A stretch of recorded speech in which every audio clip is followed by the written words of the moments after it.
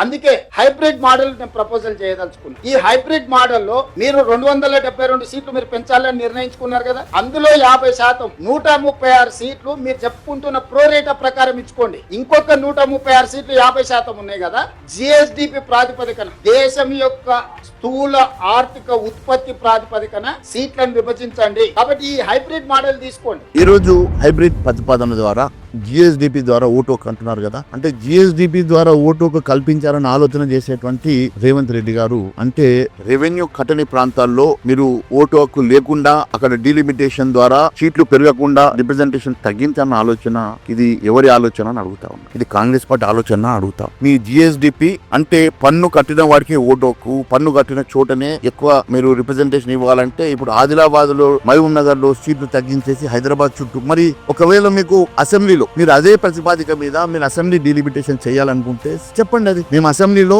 ఇదే ప్రతిపాదిక మీద మేము డీలిమిటేషన్ చేస్తామంటే ఆదిలాబాద్, మహబూబ్ నగర్ లాంటి ప్రాంతాలకు, రెవెన్యూ లేని, రెవెన్యూ కట్టలేనటువంటి ప్రాంతాలకు, జిఎస్బి ఇవ్వలేనటువంటి ప్రాంతాలకు మీరు సీట్లు తగ్గించి నేను కేవలం హైదరాబాద్, రంగారెడ్డికి మాత్రమే సీట్లు పెంచిన ఆలోచన విధానం మీద చెప్పండి. అది అంటే మీ విధానం ఒక రకం, కేంద్ర విధానం ఒక రకం, ఇష్టానుసారంగా మీరు ఏం చెప్పదలుచుకున్నారు? What is this proposal? బోడగుండుకు మోగాలు బూడేసినట్టున్నది. నీ కథ ఏంది? ఎందుకోసం ఇట్లా నువ్వు ఇష్టానుసారంగా ప్రజలను తప్పుదో పట్టించే ప్రయత్నం చేస్తా ఉన్నాం? ఎక్కడ రాజ్యాంగంలో రచించినటువంటి కొత్త అంశం తీసుకొచ్చి జిఎస్డిపికి లింక్ పెడతా అంటూ నేను జిఎస్డిపి ఎప్పుడు ఒక రకం ఉంటుందా? ఒక రాష్ట్రంలో ఉన్నటువంటి జిఎస్డిపి వచ్చే సంవత్సరం మారొచ్చు, ఇంకో రాష్ట్రం పెరగవచ్చు, ఒక రాష్ట్రం తగ్గొచ్చు. ఏ బేసిస్ మీద జిఎస్డిపిని నువ్వు బేస్ చేసేసుకొని డీలిమిటేషన్ లింక్ పెట్టే ప్రయత్నం చేస్తా ఉన్నావు?